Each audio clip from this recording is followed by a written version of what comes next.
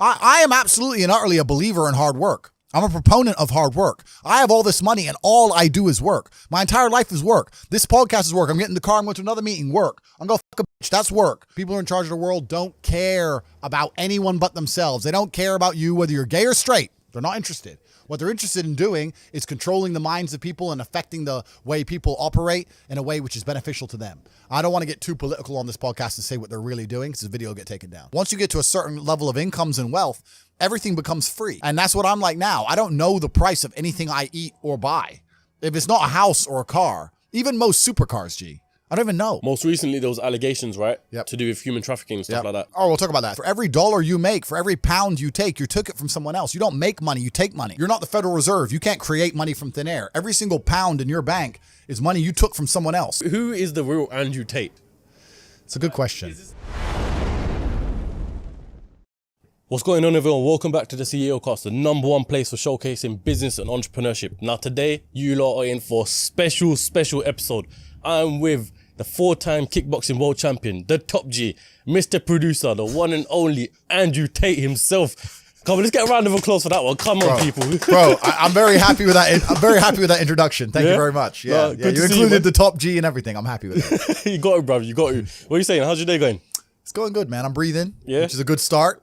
You know, surviving on the bread line, you know, getting the bills paid. I'm doing all right. Especially in London where, you know, things are hot all the time. Yeah, like things are hot. Yeah, the world's kind of getting like that for me now. Ever since I conquered TikTok, I can't go anywhere. Yeah. Everywhere I go, it's just people, hey, it's Top G. And some people love me. Some people hate me. Yeah. You know, and in certain parts of the world, that's not a big deal. In other parts of the world, I'm a bit on edge. So. How long would you say you've been conquering TikTok for? Like, how long? Because it seems like you kind of spawned out of nowhere, almost. I put a plan together to conquer TikTok 4 months ago. Yeah. And I've now completed my conquest. Yeah. So bro, done. So I conquer TikTok faster than the nation states conquer countries, bro. Four months, I put a plan together, boom, done. Now it's mine. I own it. Finished. Didn't spend a penny.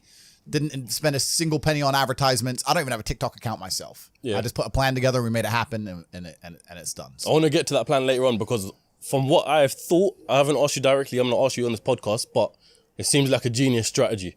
I think I know what it is. Yeah, I'd like to say I know what I'm doing, right? Yeah. I must be doing something right. Yeah. Because life seems to be going pretty well. So we put the plan together and then we executed it. And a lot of the time, it's not just the plan; it's the execution and the tenacity behind the execution. Yeah, we were tenacious, like we always are, and we moved with speed and we got it done. Before we get into it, make sure you subscribe and set the bell notification to all so you never miss a single episode. You know what? This is why I wanted to get you on, because a lot of things that you say, a lot of clips that I see, resonate with me. Like, you see this your typical motivational speech, that shit don't motivate me. I'll be honest. There was a speech I remember about how much you want to succeed if you know, something to do with breathing. This guy called Eric Thomas. Yeah. That shit, I remember everyone was like, that's so motivational. It didn't hit me. I'd rather have Andrew Tate call me a brokey, call me a fucking wagey. Actually, I'm not wagey, but I'd rather that shit motivates me. Well, you know what I mean? and that's the thing about the way I talk and the things I say. Some people find it inspirational, and some people are upset by it, and their ego prevents them from learning from it. Yeah. But it's the kind of people who are really genuinely upset by what I say are the kind of people who can't truly learn anything and become successful in life. Yeah. I obviously know what I'm talking about to some degree, right? So if Mike Tyson walks in here and tells you he's going to teach you how to box, and says, you can't fight, you're a pussy. If that upsets you, then you can't learn, right? It's Mike Tyson. Just shut up and listen. Yeah. If someone, Richard and me, comes along and says, Andrew, you don't know shit, you're a dumbass and you're a brokey, I'm going to sit there and go, okay, maybe I am a brokey, Elon. Tell me something, right? I'll listen. But if you're going to sit there and go, don't call me names, and not listen, you're never going to get anywhere, right? You don't become the master unless you're very, very good at being a student. And I've always been very, very good at knowing when to shut up. But I've got to a point in my life now where I don't have to shut up ever. So I don't. How long would you say you were a student for? That's interesting. Yeah, I'm still a student of life, right? Nobody knows everything. And there's still a lot of people who I respect and will always respect and always am quiet around and treat with absolute respect. But I've been learning for a very, very long time. I've always been very, very observant, trying to pay a lot of attention. And life really doesn't have to be that complicated. When you see somebody that has something you want, you just got to try and work out how they got it. Yeah. And that's the missing part. Most people see people with things they want and they don't do the second half. They don't try and work out how they got that thing. Oh, my man has a Ferrari. Okay. I wish I had a Ferrari. Okay. They don't sit there and go for an hour. How did he get a Ferrari? It doesn't cross that part is the part they don't want to do, right? They just go, oh, here's a Ferrari, wish I had a Ferrari, and they go back to TV. Yeah. And that's why they lose. You know what? Here's where I want to start, because I feel like this point here is probably the point of which your whole life revolves around, right? I want to say, in my opinion. And that's the Matrix. Yep. Yeah. I want you to kind of break that down and explain it, because obviously I'm assuming you get the name from the film and the whole, what the film's about. Yep. But if you have to relate that to your life and life in general, what exactly is the Matrix? When I talk about the Matrix, I'm talking about the systems which have been created by society, which are deliberately designed to enslave. In the movie, the Matrix were used for our body heat, but here in this Matrix, we're used for our efforts and our energies. And you're existing inside of a system which is deliberately rigged to make the rich richer and for the poor to stay poor. Yeah. And you can sit there and get upset about it. You can sit there and cry about it and say the system needs to change, which is what some people do, socialists, XYZ. But I know that's a waste of time, right? That's futile. The best thing to do is to understand the rules of the game and find a way to win. So yes, the game is rigged. Yes, the rich are always going to get richer. Yes, the poor are always going to struggle. And that's the way the game is set up. So you still need to find the best move on the chessboard. There's no point sitting there saying, I want to play a different game, because that's never going to happen. Because the people with the money are the people who have the control and they have the power. And why would they have the game set up any other way? Why would they change it? Right? It's also the basic of economics. I think a lot of people don't understand the true basics of economics. And the basics of economics state that even giving money to the poor, it ends up back in the hands of the rich. There's no way to stop the rich getting richer. I've already explained this before, but I remember during COVID when they did the stimulus checks and they passed out all this free money to everyone, 1,000. In England, they gave a lot more money, but in America, everyone got like $1,400 each and everyone was happy about it, saying, oh, he's giving money to the poor. Yeah, but what do those poor people spend that money on? Amazon stock tripled because they all went to Amazon. So Jeff Bezos got richer, right? But the fact is that there's less companies than there are people. All those $1,400 checks amongst all those people at the bottom ended up in the hands of a few companies. And the rich got richer, and you can't stop it. Doesn't matter if those people invested their money. Doesn't matter if they bought stocks. Doesn't matter if they bought a crypto. Doesn't matter if they bought a house, whatever. The people who have the assets and have the companies and have the control are always going to end up getting control of the currency, and they're always going to be richer. So that's kind of how it works. And it's getting worse and worse. It's have-nots and have-yachts. I think it's all about being opportunist, right? Because there's a lot of crypto people here right now. And I remember you was on your video or something. Crypto was at a point where it was like £3,000. So what's that, about $5,000? I want to say something like that. I think more or less everyone here bought some. Yeah. But the whole general public thought it was going to shit. Yeah. And the opportunity there, no one grabbed it. Yeah, and that's another thing about opportunities, right? Because you have to be positioned to take advantage of opportunities. Yeah. It's like in chess, they say good moves come from good positions. It's true. You can't find a good move from a terrible position, right? If you're sitting at home with no money, it's hard to invest in Bitcoin at $1. Doesn't matter what it goes to, right? You got to be in a good position to take advantage of things. So you've always got to be in a position where you have a good network, you have good information, you have some kind of liquid money, you have the ability to survive without that money, you can take a risk. Like, it's hard to set yourself up. I'm in a position now where I'm in the NBA. I'm an NBA player. I can never go broke again. So it doesn't matter, right?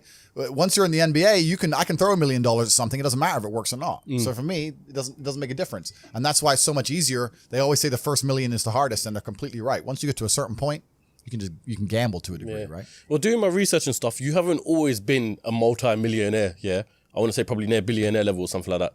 So when did you clock all of this? When did you find out this side of life? I always knew that the Matrix existed, and I always knew that the traditional systems and From what age did you know? Say again? From what age did you know? I always knew. Okay. I just knew. Even when I was going to school and they're sitting there going, you're not going to get a good job if you don't get good grades. I was the one sitting there going, you're a liar. Shut up. I just knew the teacher was lying. I knew school was bullshit. I knew college was bullshit. I knew university was a lie. I always knew it was a trick and a con. I didn't truly understand things to the level I understand them now. But I had an intrinsic understanding, and I think everybody does. If you're in a gas station and it's 3 a.m. and a Lambo pulls up and a guy gets out of it, you're thinking criminal, drug dealer, gangster. Yeah. You're not thinking, he has a uni degree. Because you're not going to think that. So when you see money, people don't even associate the money they see with university. But then they go, I want to make money, so I'm going to university. It doesn't make sense. It doesn't make sense at all. So I think everybody knows that the system and the path they lay out for you is not a path that's going to lead to where you want to be. And I didn't know what the other path was, but that intrinsic distrust for the system and that distrust for the things they wanted me to do made me search for other avenues. And then I found them, right? And if you speak to the people who are richest, if you speak to the people this is for everyone at home as well, if you speak to the people who have the most money and go up to them and say, hey, what made you rich? None of them say school. Do any of them say school made me rich? I got an A in GCSE. Like, who gives a shit? It's bullshit, right? So it's all indoctrination. So I knew it was indoctrination, and for that reason, I was always searching. And if you're searching, you're going to find. Yeah. So. No, I always believe that as well. 'Cause growing up as well, I always thought that. Here was my theory. I've got a theory of business studies. A lot of people thought I was full of shit and stuff, yeah? Yep. But I want to kind of hear your opinion towards it. Yep. So I've done business studies in GCSE. In my opinion, the whole textbook, everything, the teacher, everything's full of shit. Yep. Yeah, literally, I feel like they overcomplicate it and confuse it on purpose because they don't want entrepreneurs, right? And they want people to be stuck in the system.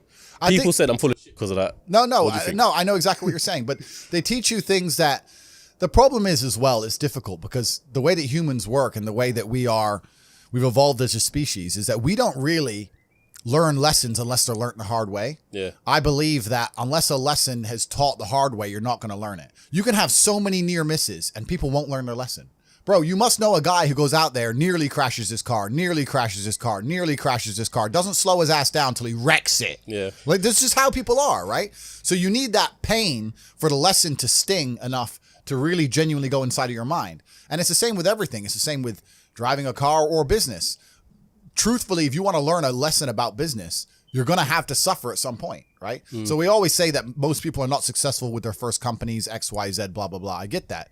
The truth is there's a lot of people who make a lot of money with their first company, but they just spunk it, act an idiot, and it all blows up in their face. And that's how you get the discipline on your fourth company that when you have 3 million in the bank, you just leave it there. You know, and don't be done with it. So you need to go through some pain. You need to experience some negative things. You need to have to a degree some trauma to really even learn any lessons. So yeah, business studies. You're right. The book.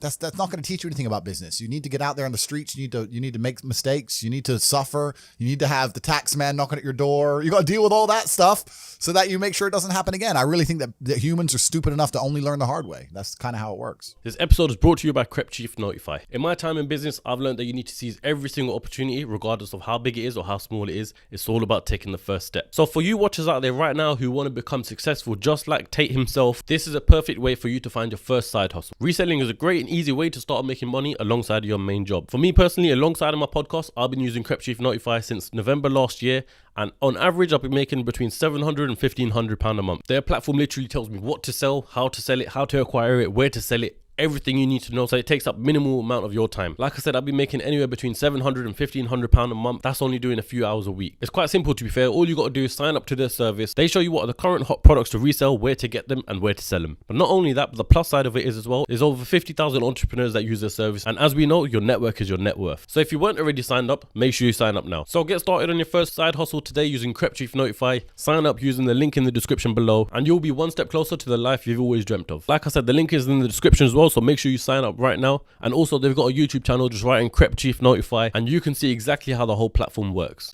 Before we dive more deep into your story, firstly, we need like 20,000 likes on this video. Secondly, I want to ask you one last question before we dive deep into your life here.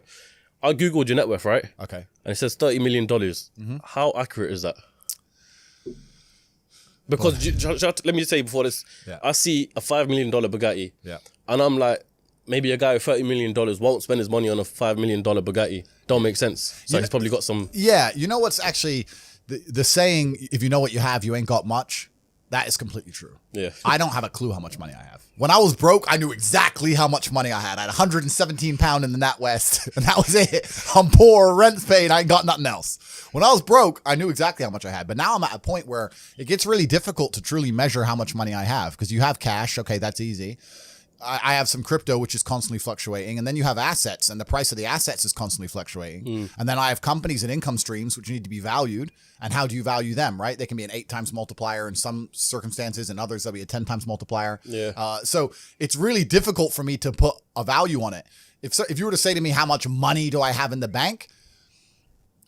But then even then, because I've got to be careful what I say on this podcast. But even then, once you have a healthy respect for money, once you get past a certain amount of money, you don't need it in the bank. Like there's no point in me having 50M liquid in the bank. Why? What am I going to buy? You know, you're like, as long as you have whatever you have in the bank to run around the world with, you have enough. So you try and put that money to use, right? You buy assets, XYZ. So it's really difficult. I mean, I have my online school, which we'll talk about later, Hustlers University. Yep. That's already been valued. That was valued at 300 million. When did you start Hustlers University? A year ago. A year ago. Fuck. Yeah, and that's valued at 300 million. Yeah. So, but then I ain't gonna sell it. So, but then again, I had a valuation between 280 and 340. So again, how much money do I have? I don't know. I could, if I really wanted to, if I wanted to sit here and say I was worth 500 million, I could prove that. Yeah. Yeah. If you sold up everything? If I wanted to, I could come up with 500 million probably. Yeah, I believe that. That's what I'm saying. A guy like that buy another Bugatti. I'm pretty sure I saw a vlog where you're gonna buy another Bugatti. I've already bought a second one. Is it? Yeah. Which one? I've put another order down for another Chiron. So it's because that's the only one that's out right now. There's a Roadster coming supposedly. I've heard rumors of. Yeah. I've bought a Kernenzeg as well. I got a Jamera on the way. Yeah. I'm talking to Pagani. I saw that you about put it on your story, so I assumed the new probably. Pagani. But you know what? This is another thing about money. I'm gonna sit here and I'm gonna complain. This is gonna upset all the brokies at home. There's nothing to fucking buy. Like you buy 3 or 4 diamond watches, you buy a couple suits, you buy some cars. What else? What else is there to buy? You end up just spunking it on bottle shows and $10,000 steaks. There's nothing to buy. You can go on holiday and travel, blah blah blah. But if you're actually looking for physical items, things to own and buy, there ain't much to buy. Okay, you can buy property. But property is a funny one for me because I'm very anti-governmental as a person, and I think that property is one of the big tools the Matrix uses to enslave. To keep you in the system. Completely, man. You buy a $10 million house in whatever country, you don't want to piss off the government of that country. Yeah, but saying because you'll lose that house. Saying that, I know you bounce everywhere for different locations. Yeah. Yeah. But what about buying houses in different locations? You still don't agree with that? Nah, because then you got headache if you got to look after it. Now it becomes a job, right? Yeah. There's a lot of people who talk about passive income, and we'll talk about passive income because I think that's the biggest scam on the planet. The idea of passive income in and of itself is a lie. You're the first person on the podcast to say that. bro. Yeah, no, like everyone goes, oh, I want passive income. Well, of course you do. Everyone wants passive income, but tell me how you're going to get it, because only having tenants is not passive income. Ask anybody who has tenants. It's fucking headache, right? Yeah. If I have a house XYZ, I got to make sure it's looked after, not broken into, the electricity's on, it's cleaned. I got to get someone on the ground. My assistant's got to deal with it. Now it's just got to be something to deal with. And once I got a bunch of money, what I really wanted more than anything was freedom. There's a bunch of these real high-level crypto guys, you know, like the guys who invented Ethereum and all that lot, Yeah. the autistic guys. They don't own anything. And I kind of get that. I'm at the point now where they have a backpack of their possessions, and if they want a house, they rent it. They want a Lambo, they rent it. If I need to go somewhere, rent. I don't own anything. I don't have any hassle. Nothing's in my name. No government can take anything from me.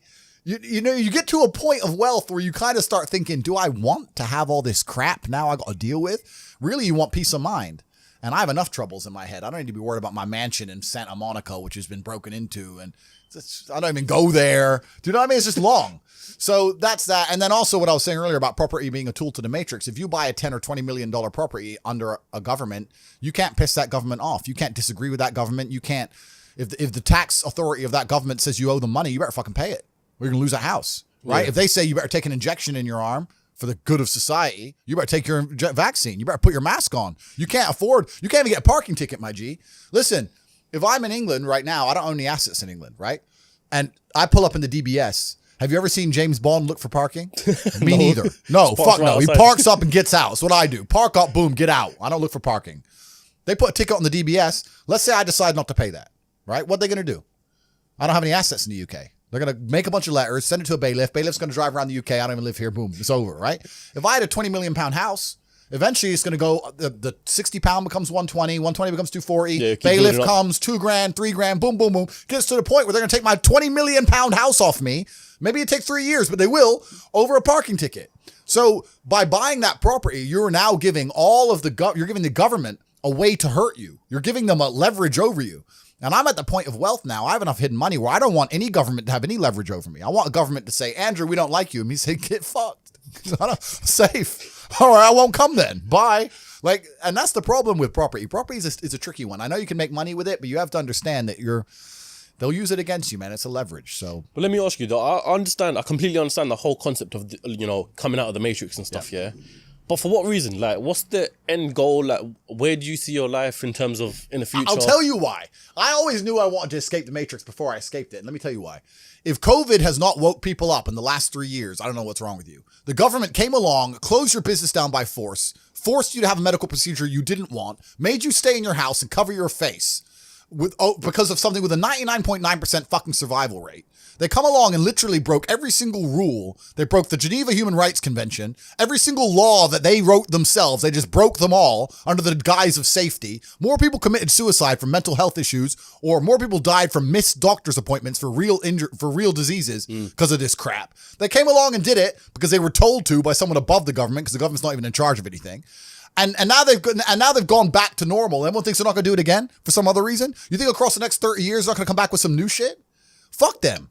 Next time, when they come along with this crap, I'm out. I'm bouncing. See ya. When they did this, I went to Sweden. Sweden was open the whole time. Yeah. Sweden never locked down. I was in clubs in Stockholm while everyone else was here locked in their houses clapping for the NHS like a jackass. I was in the nightclub. No masks, no vaccine, no lockdown, nothing. Running around with Swedish chicks. So I just run to freedom, right? But if I had, let's say, a big property within the UK, I can't just say, fuck the UK. Yeah. So once you escape the matrix and you try and find a way to get your wealth outside of the system, then you can exist geographically anywhere. And once you can do that, then laws don't really apply to you. If they made a law in the UK I was unhappy with, I'd just leave. And if they made a law in Romania where I live I'm unhappy with, I would just leave. I don't have to be a lawbreaker. I don't have to be a criminal. I'll just go somewhere else, right? So property kind of ties you down, things tie you down. And if you look at the real high levels of wealth, if you look at the billionaires and stuff, they're trying to do the same thing. They don't own anything. They have a share in a company which owns a shell company in the Cayman Islands, which owns this subsidiary of a company in Dubai, which owns a boat that they can use. Yep. It's that Aikido. It's the same thing. Get out of the matrix. That's what everyone's trying to do, right? You know what? I was going to ask you this later on in the podcast, but it seems like a good time to ask you now, yeah? You obviously, I wanted to initially do this podcast in Romania. I thought it'd be sick coming to your house. Yeah. You know, but every time you try to arrange something, you're on a jet flying off somewhere else. Yeah. Next places everywhere. So I thought, you know, while you're in the UK, we'll do it here. But what's your reason for moving to Romania? And do you own the house in Romania then? Yeah, so the house in Romania is owned by a subsidiary of a shell company, et cetera, et cetera, et cetera. We'll leave it at that. Yeah. But and I moved to Romania because it felt more free than the UK in certain aspects. And it is. In certain aspects, it's certainly more free. You're always, as an individual, you always have to make a trade-off. And the trade-off is usually between laws and the strength of the government and the judicial system and your safety, right? This is the usual trade-off. So Dubai, which I love and I spend a lot of time in, the judicial system is extremely harsh. The laws are extremely harsh, but it's very, very safe. I'll accept that trade. If you give me a powerful government and a powerful police force, but you give me my safety to wear a $5 million watch, I'll take that all day. But you have countries like America and England where the judicial system and the police are dangerous and they can mess you up at a whim, but they don't even give you your safety. So now I have to be scared of the cops arresting me for no reason and the criminal killing me. So they don't even give me a fair trade-off. So in my view, if I'm going to live in a country with a strong judicial system and a strong legal system, I want them to provide me my safety on the street and the safety of my family. And if they don't do that, I don't see why they're seen as so strong. There's countries in Africa and Southeast Asia, et cetera, where the judicial system's a joke. Then fine. The streets aren't safe. The police ain't doing their job. That all makes sense to me, right? But when the police are going to come along and mess you up for not wearing a mask or catch you for speeding and wreck your life, but they can't even offer you safety, then fuck them. So I decided to move somewhere else. And there are countries in the world where there's a really interesting, delicate balance of a government and a police force which are not strong. And when I'm saying that, I'm not saying I'm breaking the law.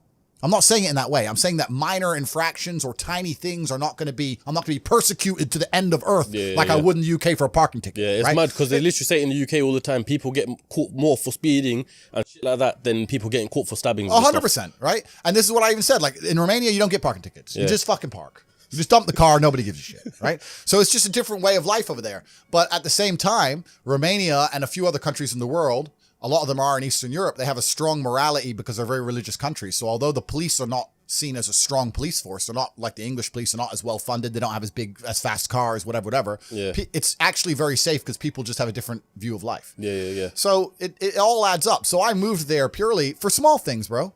Kept getting parking tickets, kept getting this, that, a letter. When you're living in the UK, bro, you get a new letter through your mailbox every day. Someone wants money for something. You did something wrong. You had some fun. HMRC. Yeah, you were breathing that day. Give us money. I was just like, fuck, why am I here? Bounced. Yeah. So I just left, and I had really good friends in Romania. I went to visit and ended up staying. But why not Dubai? Because me personally, if I was to move anywhere, I'd probably go to Dubai. I understand. I completely understand that. It's a good choice. And because the only thing we've been, like, us boys have all have probably been caught speeding, especially my man here.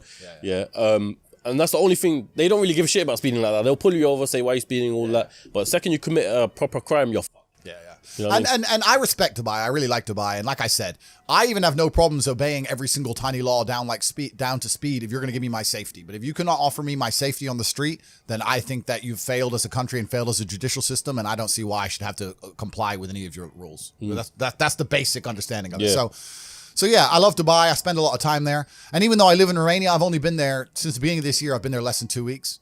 So I'm never home anyway. So for me, it's just a base. It's just somewhere to park the cars, right? So it is what it is. I'm always jumping around because once you have a jet, you can time travel. So you're time traveling all the time. So is the jet yours, or how does the whole jet lifestyle work? A shell company owns a subsidiary to a company which owns a jet, which I can borrow. I don't own anything.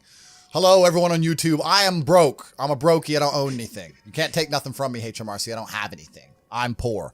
I go to fucking O2 down there. They won't give me a phone contract. I ain't got nothing. I'm broke. I just get to borrow these Bugattis. I got really good friends. So, but yeah, like once you can fly on private planes, you can time travel. So that changes the entire scope of the world. Yeah. I'm interested to know, you flew from Austria to UK, right? Yeah. Recently. Yeah. How much does that private jet cost? I'm just interested in knowing jet costs. If you were to charter that jet, it depends. If you have your own plane, you just pay for the fuel. And then it depends if you want to... I have my own pilot, but if you had a pilot, you could hire a pilot and you'd hire an air hostess, catering, et cetera, et cetera. So let's say you owned the plane. In fuel, that might cost you around $8,000. If you were going to charter that plane, it'd probably cost 25, 30 grand, something like that. So about 30 grand for the flight. Quick question: is your pilot a male? I'm gonna get all the feminists angry now when I say that I don't trust female pilots. Listen, women are amazing creatures and they're very good at certain things in the world and they're very needed. And I'm not going to sit here and say that women are unimportant or unneeded because they're not. They're very, very needed. But women can't even park cars, G. You see them. They can't even parallel park. You're going to trust them in the sky? Like curb your plane? Fuck no. No, sir. Give me a man, please. Give me a man. Give me an old man who's in the military, done a lot of years. It's getting bumpy. I need to have confidence. Like I have some chick up there doing her lipstick. No, thank you. So, but yeah, jets changed the game. That's another thing because even before COVID, I never thought I'd buy a jet. I thought big spend of money or waste of money, right? How much are they? About 20 mil? It depends on the plane you get. Depends how you want to have it fitted out, that kind of thing. Yeah. But I never thought I'd buy one. But then they tried to keep telling me to put a mask on. I couldn't have it. So I had to get one. And then once you get one, it completely changes how you view the world because now you can time travel. If I wanted to fly to, let's say, Vienna from here on a normal airplane, let's say the flight's at midday, I get to the airport at 10 a.m., sit around for 2 hours, fly at 12, land at 2, another hour. By the time I do the passport, get my bag, my whole day's gone, right? Yeah. But if I want to fly to Vienna with my plane, I send a text message, say we're leaving at 12. I get there 11:59. We take off at 12. I land, and by 12:01, the BMW's on the runway. I'm back on the motorway, right? So it literally only takes 2 hours. All the things other side are gone. It takes 2 hours to get in and out of central London. Yeah, in a car. Yeah. So I can get to Vienna. To me, going to Vienna now is the same as going to West End. It's like cool. It's an hour. It's 2 hours, hour and a half. 30 minutes, boom, boom, boom, whatever it is. So it changes how you view the world. And that's why I end up jumping around all over the place. Because I got something to do here, there. So it's 4 or 5 countries in a day sometimes. And that's mad. You're like, bro, let's organize this thing. I'm like, I don't even know what I'm doing by 6 p.m. Bro. I don't know what I'm doing next week. I appreciate the fact that you're here. I actually got shook because when we were talking about doing this on Friday, I saw your story and you were jetting off again. I thought, fuck, like, what's happening? And then you're back because anyway, yeah, bro, it never ends. So I have to stay flexible. There's a lot of things I have to do in a lot of places, and I wake up each day and decide which one's going to get done. And yeah, it goes. You know what? I think now is a good point to transition all the way back to now. You understand your lifestyle how it is now. Let's dive it all the way back to the point where you were a brokey. Brokey, yeah, the good old days. The good old days. Yeah. Some of the best days of my life were brokey days. Bro. You think? Yeah. Yeah, man, I miss the brokey days. Why? Because when you have limitations, money makes it fun though. Money does make life fun, but when you have limitations, you're better at living in the moment and you're better at appreciating things. So what happens is now at my point, right?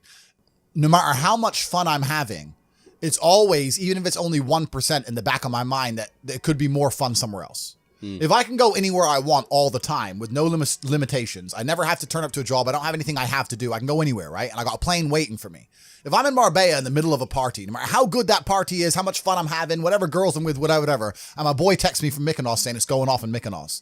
Part of me is thinking, should I just, I can get there by it's 3 a.m. now. I can be there before the club closes in Mykonos. And then it's hard to just live in the moment and be happy with what you're doing. Does that make sense? Yeah. Because there's unlimited choices. It's like going to Tesco. If there's only one sandwich, it's fine. If there's 100 sandwiches, you start reading every sandwich. Yeah. Which one's the one I want? Maybe that one was better. So the brokey days were good days, bro, man. Like I'd get McDonald's and you're laughing with your boys. Yeah. The brokey days are great. And I'm not complaining about being rich. Obviously I worked hard for this and it's a fantastic life I live now. But I think without those brokey days, without those original days to compare it to, without that juxtaposition, then I don't think being rich would be fun at all. I think it's only fun because you can compare it to the days when you weren't rich.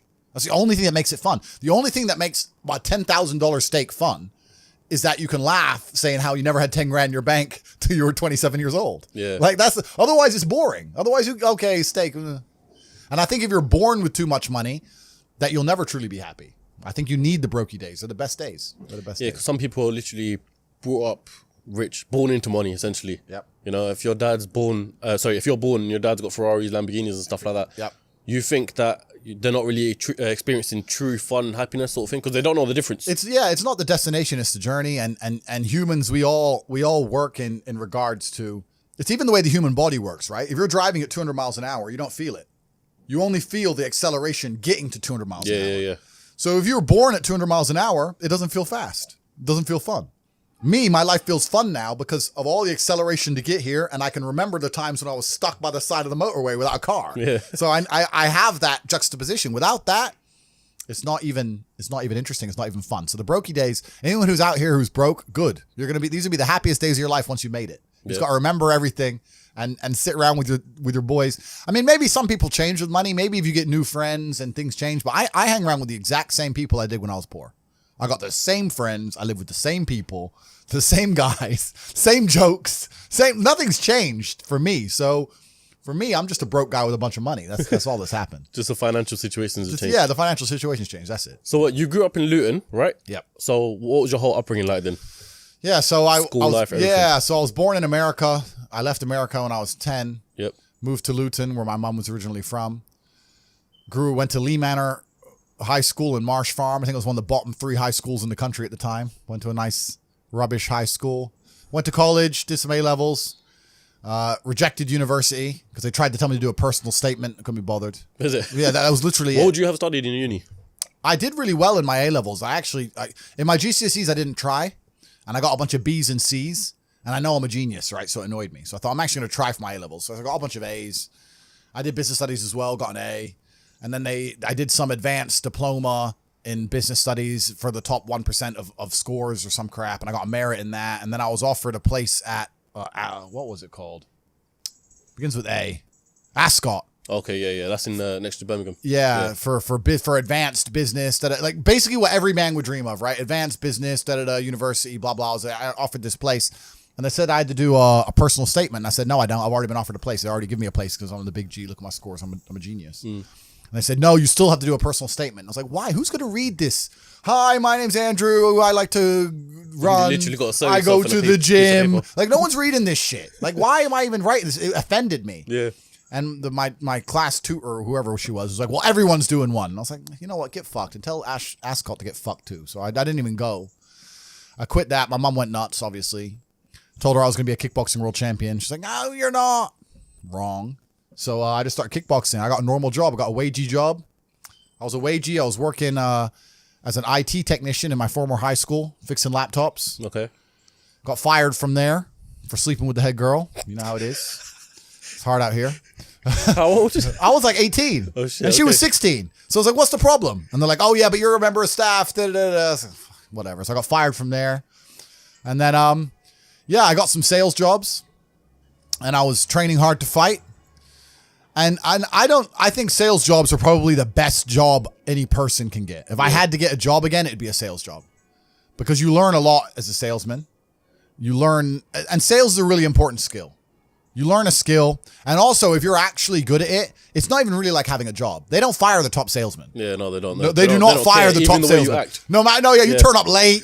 You crash your You're car. selling, yeah. Well, sorry, G. Boom. Here's my numbers. They're like, oh, all right, dickhead. But all right, bye. They don't give a fuck if you're the big boss, right? So if you're a salesman, it's the only time you get any kind of freedom, and also all the responsibility and all the pressures on your back where it belongs as a man.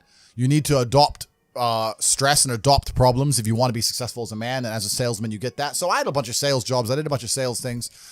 I was fighting, became world champion, started making money with fighting. But even fighting, kickboxing is not boxing, bro. Most I ever got paid for a fight was like 200 grand. Yeah, because some boxers, I think Amir Khan for his last fight, rumors have it that he got paid about 6 million or something like that. Yeah. Boxing's different. That's big money, yeah. Yeah, it's big money. But as a kickboxer, you don't make that much money, man. I had an apartment and a BMW, and I was doing all right, but I wasn't balling. You know, I couldn't just pull money out the sky and just do whatever. Like if you're fighting twice in a year, yeah, and let's say you get 50 grand for one fight, 40 grand for another fight, 90 grand? By the time you give your manager 20%, pay all your rent, paid your car, but you ain't rich, right? And that's the best you'll ever get at kickboxing ever. Well, even at top level. Top level. You have to go to UFC, and even most UFC fighters have no money. Yeah. You got to be the champ to get paid. Yeah, people saying Dana White really robs their fighters. Well, I mean, the thing is with the UFC is that everyone says Dana White should pay them more, but look at how liquid the UFC is. Even during COVID, when basically every other organization couldn't function and shut down, he managed to keep shows running. He managed to keep UFC running, keep fighters getting paid, keep fighters in shape. I mean, I know a lot of kickboxers who didn't have a fight for two and a half years. How are you going to stay in shape for 2.5 years? Yeah, and then you come out doing what? Yeah. How are you going to drive to the gym every day, eat good every day without you're not even getting paid to fight now? So it's hard. So maybe he does rob the fighters. I don't know, but he's an excellent businessman. He's provided a platform for people. But the point I'm trying to make is that fighting as a career path is a terrible career path because it's just too hard to make money. Too much can go wrong. You can get unlucky. You can break your hand. You know, you can get sick on the day before a fight and then lose the fight because you had a bit of a cold and now you got knocked out and you're you know what I mean? Like it's hard. It's too hard. It's unpredictable. So I always knew that even when I was fighting, and I was always trying to find a way to make money. Even when I was fighting, all I did was try different ways to make money. I tried a million things, and that's what you have to do. You have to try a bunch of things and learn a bunch of lessons until you finally find something that works. So, and when did you find when did you have like your first taste of true money sort of thing? That's a good question. And I think one of the reasons why I was so motivated to make money is because even when I was completely broke, through fighting, I had access to a lifestyle. I saw money, right? So, man, I can tell you stories now that even sound stupid to me. I went to Deauville, France to fight for a world title. And I was sitting there and the promoter hadn't turned up yet.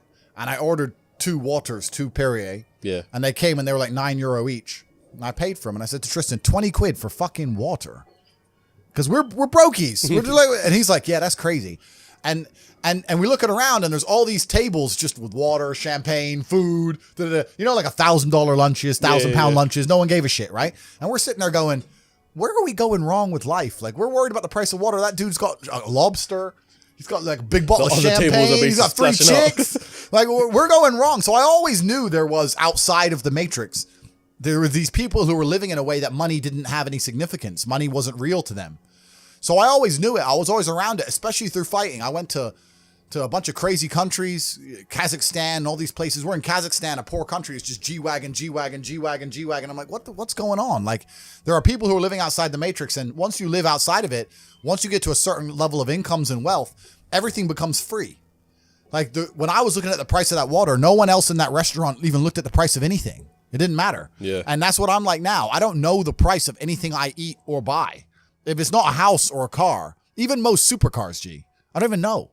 If I want the new Maserati, the MC20, the Spider, I'm just going to text my boy, yeah, fully spec, every option.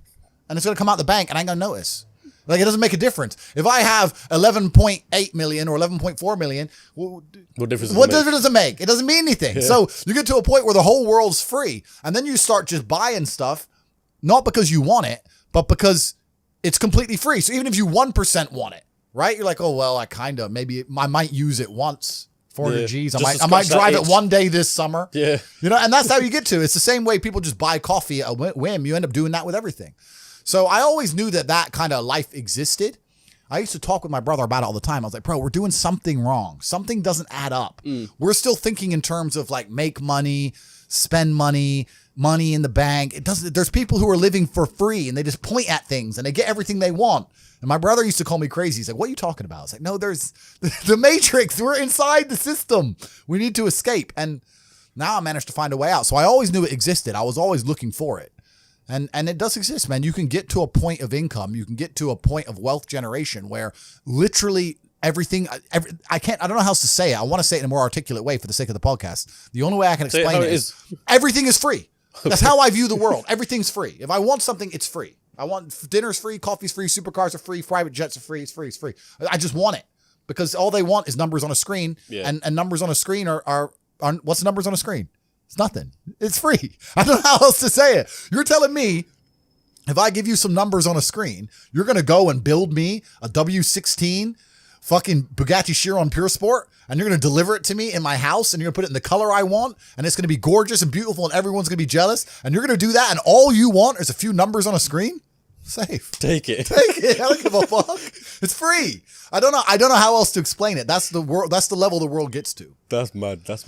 So you and Tristan, you do everything together, right? Yeah. Correct. You share everything, businesses, bank accounts. Correct. I think the only thing you don't share is girls, right? Correct. So what's that like? And where did that whole relationship with you and your brother come from? Because I think a lot of people in the UK especially, they kind of view their brothers as the complete polar opposite of them. Yeah. And don't want to do anything with them. You do your own thing. Yeah. So when did you and Tristan think that, okay? I think that's one of the biggest mistakes that people can make.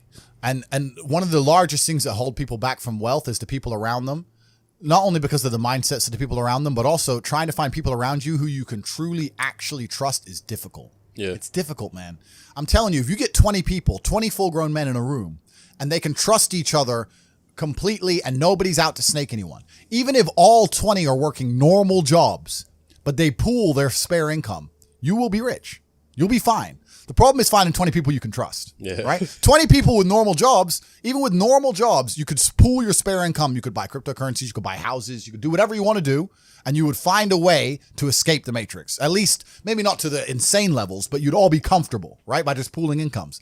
Problem is, one of them 20 is going to snake you. One of them 20, his woman's going to leave him, and he's going to get fucked over, and you're going to get fucked over by extension. Or one of them 20, his wife will be in her ear. You're always out with them boys. You can't be with them anymore. The woman gets involved, starts messing it all up. So it's hard. A lot of people don't understand that the entire world, the most valuable thing on the planet today is human capital. Even the people at the very, very top echelons of life, all they care about is controlling people. The people who are in charge of governments and stuff, all they care about is controlling people, making sure you do what they want you to do. I don't want to get too political and talk about Epstein's Island and all that crap, but once you get to a certain level of money, all they want is people. People are the most important thing. You can't have a business without people. You can't have a government without people. You don't have anything without people.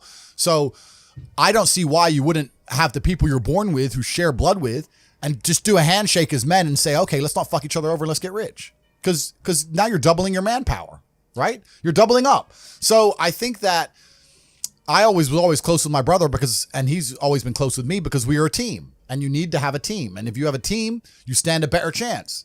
It's player versus player out here, man. It's on the street. It's not easy. For every dollar you make, for every pound you take, you took it from someone else. You don't make money, you take money.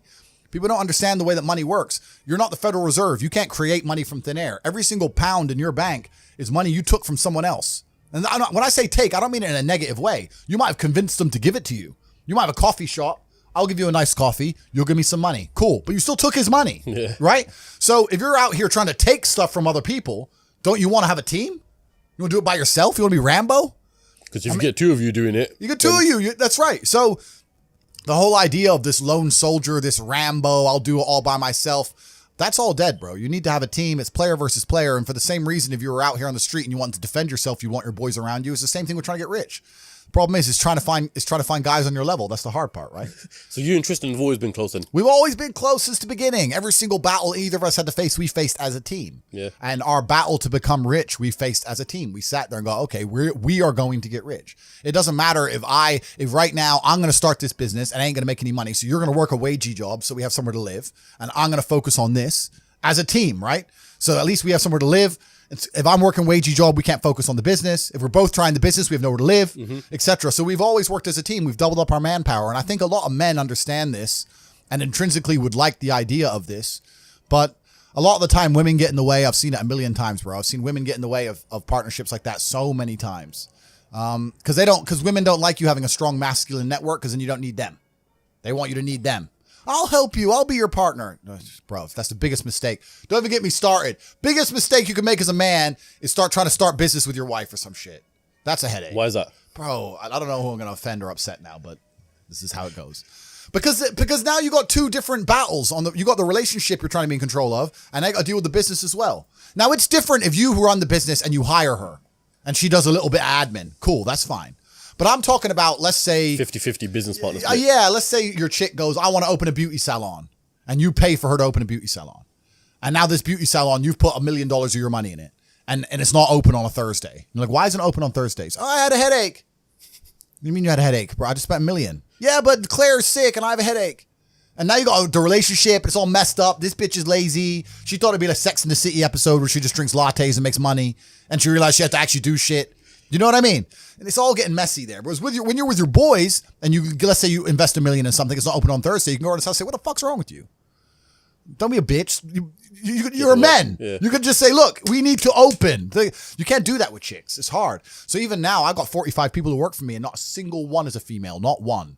This episode is brought to you by Sunamusk. If you don't already know about Sunamusk, they have the greatest long-lasting perfumes, and as you'll see later on in this episode, approved by the top G himself. They're also based all over the UK as well, so chances are you probably have a store right near you. And if not, they're also online based as well. My personal favourite is the most recent one they brought out, which is Golden Dust. So get your Sunamusk fix today, and because they're sponsoring the episode of the top G himself, we'll use code TATE15. How about that? So use code TATE15 for 15% off of your purchase. The thing is, we're living in a society right now where there's, everyone's trying to live independently, right? Yep. Females, males, Yep. everyone's trying to be hustlers, both men and females and stuff like that. Yep. Would you say the rate of hustle is different between the male and the female?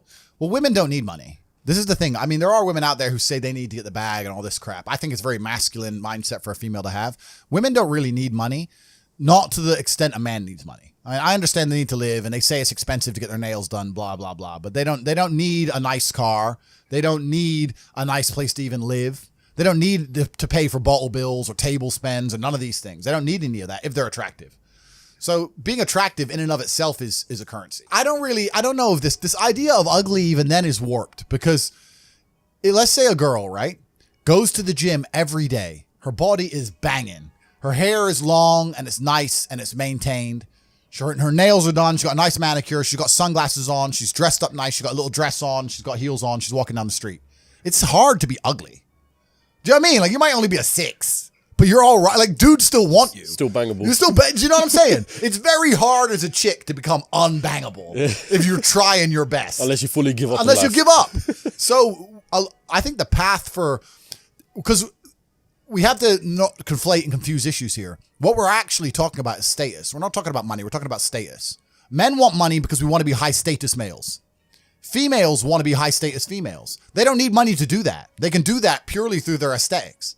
So if I was a woman, thank God I'm not, because I think that'd be a terrible existence.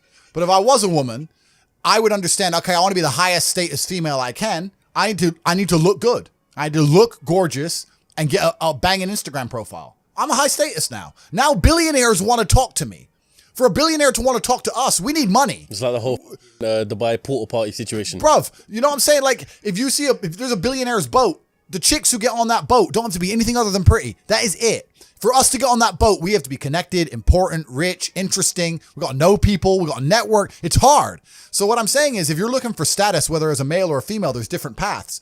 I don't think a rich female is a high status female. If you were to take a woman who's unattractive, but she had a bunch of money, no one's going to look at her and go, wow. No one's going to give a shit. I don't care. She's busted. I'm not interested. I'd give me the 19-year-old brokey with the big titties. That's the one I want to talk to. So women can access money and women can access high status men via their aesthetics. So I think that's a much more intelligent way for a female to increase her status. Now, I know this is going to upset everyone. People are going to be sitting there going, you're saying women are only good for how they look, blah, blah, all this other crap. I'm not saying that. I'm saying that women are judged instantly on how they look. Just like men are judged instantly on our status, how rich we are, the car we turn up in, the table we're sitting at. Yep. That's the real world. Now, maybe you have more than just some big tits. Maybe you're also a nice person. It's unlikely, but maybe you are. But we're just talking about status games here, right? Yeah. So any woman who's dedicating herself to hustling instead of dedicating herself to the gym is making a mistake. You think, yeah? 100. Why? Just get rich man, get hot and get rich dude. Like, why? And they go, oh, yeah, but maybe he leaves you. He won't leave you unless you fuck it up. Just be quiet. It'll be fine. So you noticed this, and transitioning it on, you started a webcam business, right? Yeah, so my first ever business, and people have the really wrong impression of this, but I've explained it a lot of times on the internet and a bunch of other podcasts, so I won't give the really long story. But the first ever business I made a lot of money with was a webcam company. So how that company started, I've told the story. It was a really long story, but basically it's like the old chat lines. Used to have people on the phones, and guys used to call them up and speak to the chicks. That kind of modernized and changed to have webcams, including video. So I identified this, and I knew some girls who wanted to make some money. So I was like, look, instead of working in Starbucks or doing this other admin crap, come do this. I'll pay you triple. And then we started that. And that grew into quite a big enterprise. Yeah, across 6 months, I went from one girl up to about 10 or 11 girls. And we started doing 300,000 or 400,000 a month through these online websites that had guys sitting there talking to girls. Now, I want to make this clear. The way I became so successful in that business was because of all the business lessons I had learned from other businesses I'd tried before, right? If I had not tried a bunch of other businesses and some made money, some didn't make money, etc., I don't think I would have been nearly as successful. I approached it very much like a business. I was not thirsty. I wasn't trying to sleep with the chicks. I wasn't trying to be Dan Bilzerian, none of that kind of crap. It was very, very much a company. It was a business. It was super professional. It was handled in a very professional way. And I applied all the business lessons that I'd learned in my endeavors of the past. And we managed to make a whole bunch of money. The problem with a business like that is that there's a link in the chain, which is broken. Not broken. There's a link in the chain, which is always weak. Because you have me and you have the money. And there's something in the middle, which is unpredictable. And that's females. Got a bunch of women in the middle. Here's what I wanted makes to it ask. hard. Here's what I wanted to ask about it though, yeah? Because I got to ask this and I got to bring it up as well. Most recently, there was allegations, right? Yep. To do with human trafficking and stuff like that. Yep. And there was a video that went around of your house getting raided. Yeah. You and I think, was it Tristan as well? Who Yeah. Yeah, so what was all that about? And we'll talk about that. So that's not even related to the webcam company, but that's actually a good thing to bring into now, right? Because females are completely and utterly unpredictable. Yeah. So because we live in Romania and because we used to have a webcam company, which we closed like 6 years ago, I'm not even involved in that. Oh, you don't even anymore. have it anymore? No, nothing like that. So even though I'm not involved in it anymore, the actual story behind that is ridiculous. There was a girl from America who came to see Tristan. She was at our party, at our house. We had a big party. It was like 100 people there. Yeah. Her boyfriend caught her on Instagram. She said to her boyfriend, oh, no, I'm not at the party. I don't want to be here. I'll leave when I can, and turned her phone off. And her boyfriend, somewhere in fucking Oklahoma, calls the American embassy in Romania and said, my girlfriend's been kidnapped. So then armed police roll up to our house looking for this chick. But this is the next day. She's already left. And at our house, we have full CCTV. So they came and they arrested us. And was like, oh, they kidnapped this girl. The girl wasn't even in the house. And then they went through the CCTV and see her walking around eating pizza and getting a taxi home. So they're like, oh, okay, sorry. And everything was dropped instantly. So that's just some stupid girl making up bullshit. But that actually ties into what I'm saying. The problem with the original business is you had me and the money, and in between was women. And women are unpredictable and women are emotional. So yeah, I became an expert to a degree at managing females. But there was always that link that was upsetting me. I wanted to be closer to the money myself. And I learned a bunch of things from that business, which I've applied to other businesses, and I've made a lot of money. But truthfully, we're living in a world now where the two things that the webcam business really is selling is it's selling attention, which is the first thing. We live in an attention economy. And also it's selling information. It's a service, right? It's not a physical product. So I sat there and I understood that even if I launch my webcam business, if I had a brand new girl, she has to get attention, right? People have to notice she exists to want to spend money on her. So you have to be an expert at soliciting attention. And then once you get the attention, you have to find a way to monetize it. So the girl would monetize it by sitting there talking away. You could advertise her and spend money. That's all advertising is, getting attention for money, right? Yep. So I understood a bunch of things. And when I closed that business, and I closed it because I couldn't be bothered with the female headache anymore, I still very much understood any business I'm going to launch from now on out, I need to find a way to get attention. Not in a negative way, not in an attention-seeking way, but that's what adadvertising is. Yeah, how you need do to get I yourself out there? Yeah, how do I get attention in the world today, which is difficult? And then once I get that attention, how do I monetize it? Yeah. Because that's the world we now live in. Rihanna, when she launches a makeup brand, no one buys it because of the makeup. They buy it because it's Rihanna. She has attention. She can monetize it any way she chooses. Rihanna can launch a fucking clothing brand, makeup, sofas. Who cares? It's Rihanna. Yeah. She's going to sell. right? So that proves that we now live in an economy, we live in a world where the most valuable currency, the most valuable thing that exists is attention. It's extremely difficult to get because people's attention spans are lower than ever. Yep. Bro, they're non-existent. Have you ever watched someone on TikTok? Next time someone's on TikTok, watch them, because I don't have a TikTok account myself, but I see people on it. How long do they give a video to interest them? Maybe a third of a second. They're like, not interested enough, move on. Bro, that quick. If you don't get my attention in 0.25 seconds, I'm not interested, right? That's how hard it is now.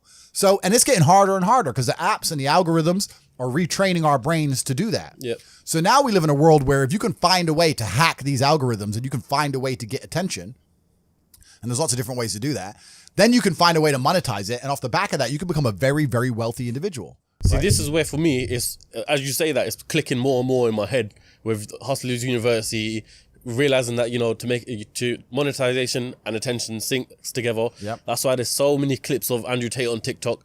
And so I was speaking about this with one of my guys, yeah, and basically we were discussing the fact that if you join Hustlers University, one of the things that you teach us to do, I don't know if you allow me to say it, is affiliate marketing, right? Yep. So one of the things that people can do is get a referral code for someone else to join Hustlers University, and that's why they're making TikToks, because if you check the pinned comment on there, it says join Hustlers University with this referral code.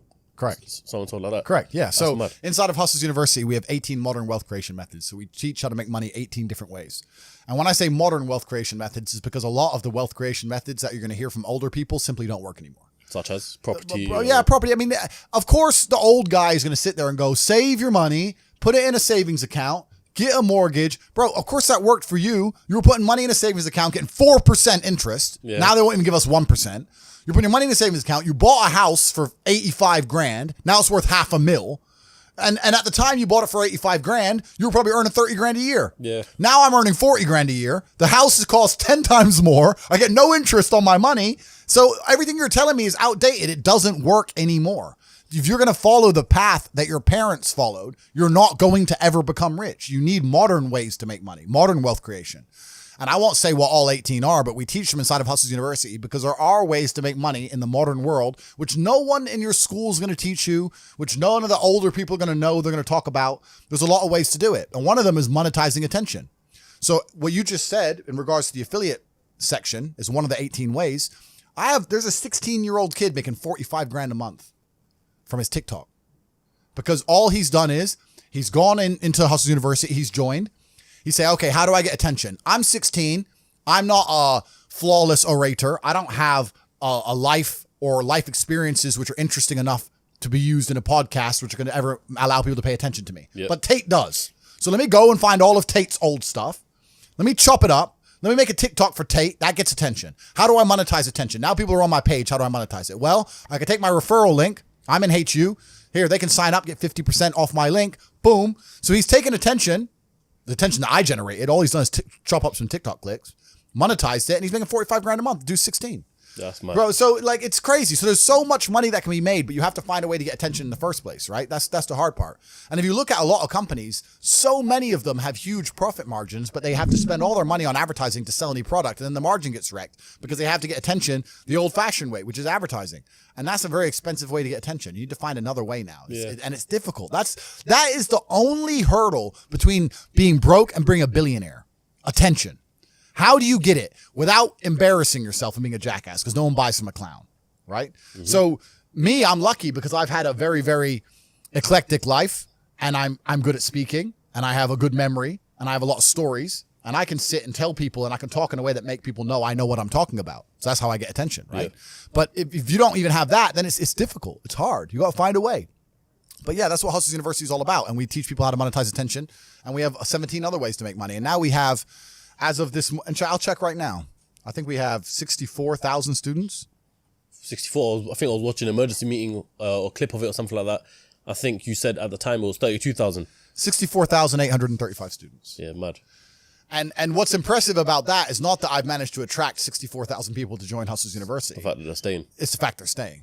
The fact they're staying means that there's 64,000 people making more money each month than they pay. It's only $49 a month, right?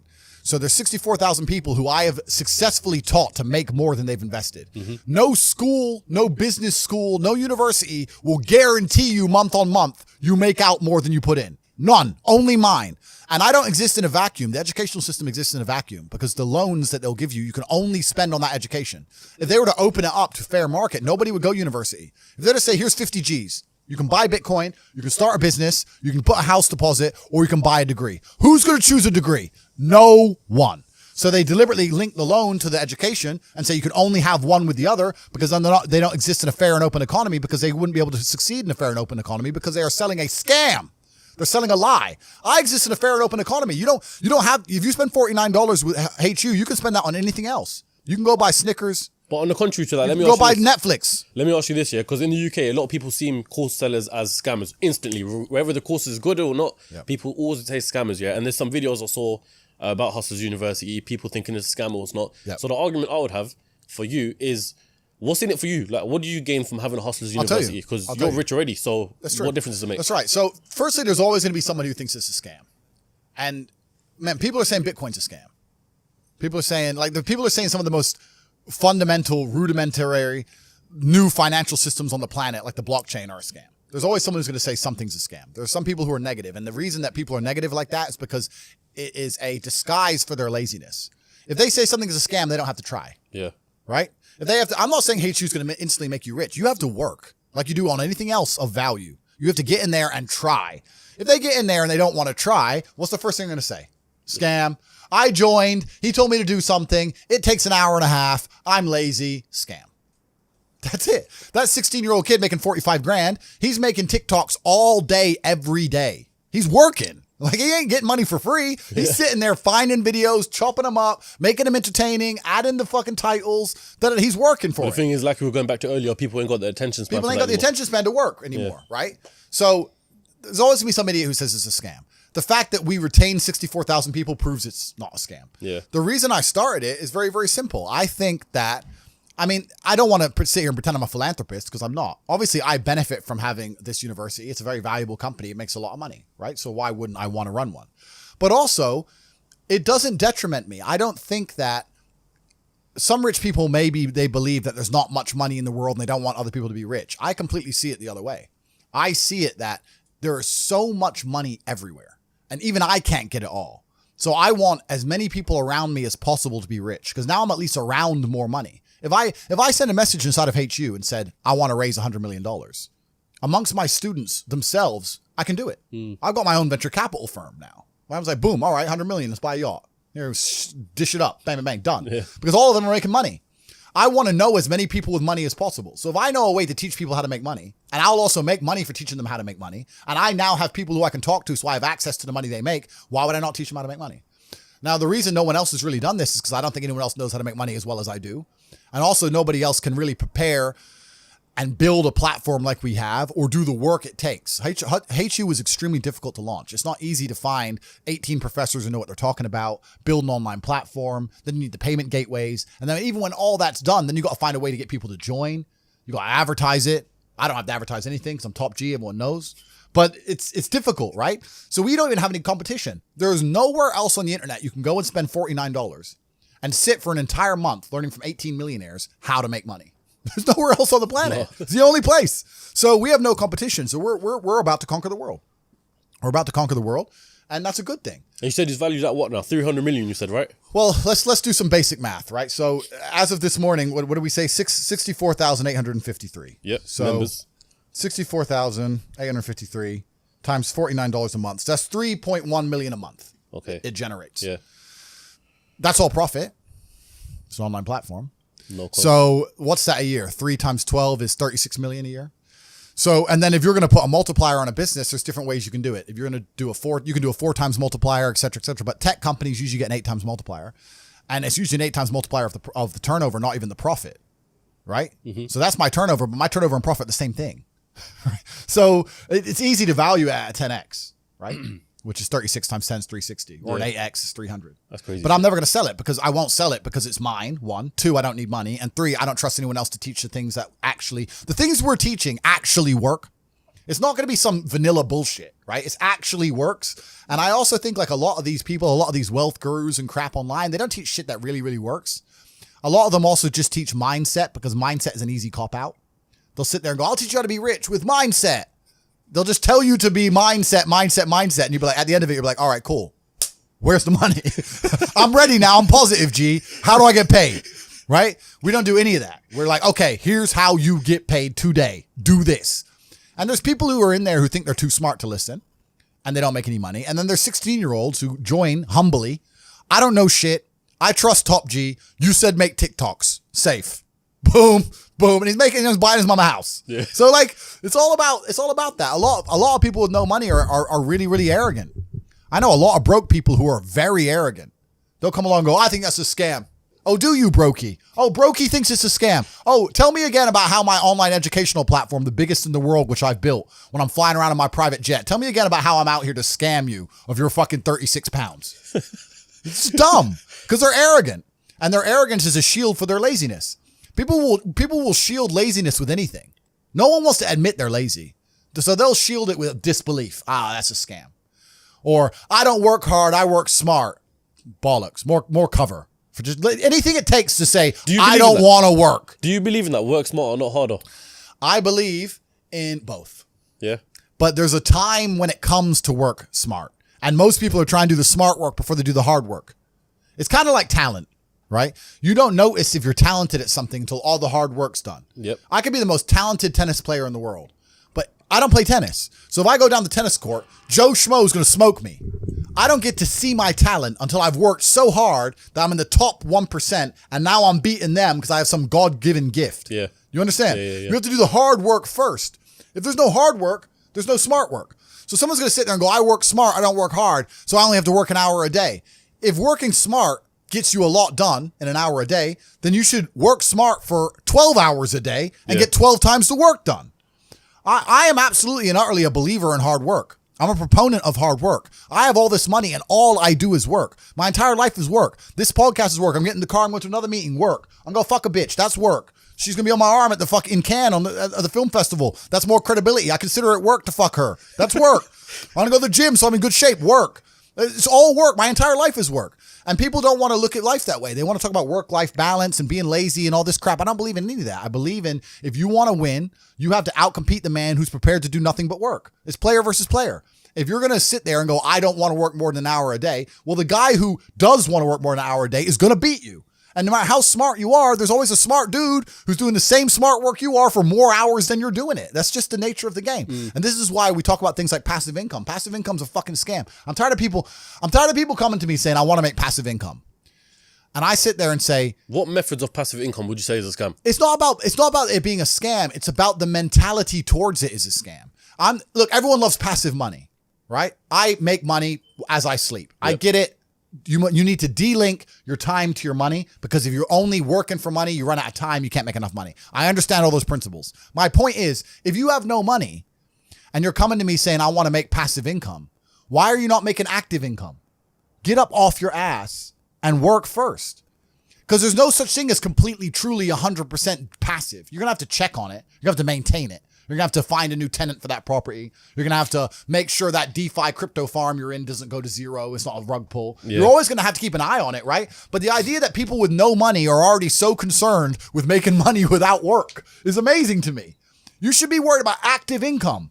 If you show me, if I'm a brokey and you show me how to make $1,000 an hour, I don't sit there and go, okay, but how can I make that passive? I go, cool, I'm making $18,000 a day because I'm going to work. Dude, you don't need to worry about passive income until you have no more time. I look at passive income because I have 18 hours a day I work. When all 18 of those hours are done and my workload still isn't finished, I have to find a way to make some of those income streams passive, either via staff or whatever else. Yep. And that's how I work smart. I use all of my time, and when all my time is done, now I have to become more efficient so that I can get more done within the same time frame. To sit there and say, I don't want to use my time, so I want passive income is dumb shit.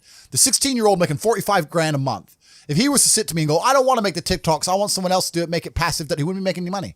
He's just working. You have to just work. At some point you have to bite the bullet and just work. So when someone comes to me talking about passive income and they're a brokey, I'm like, you are just lazy.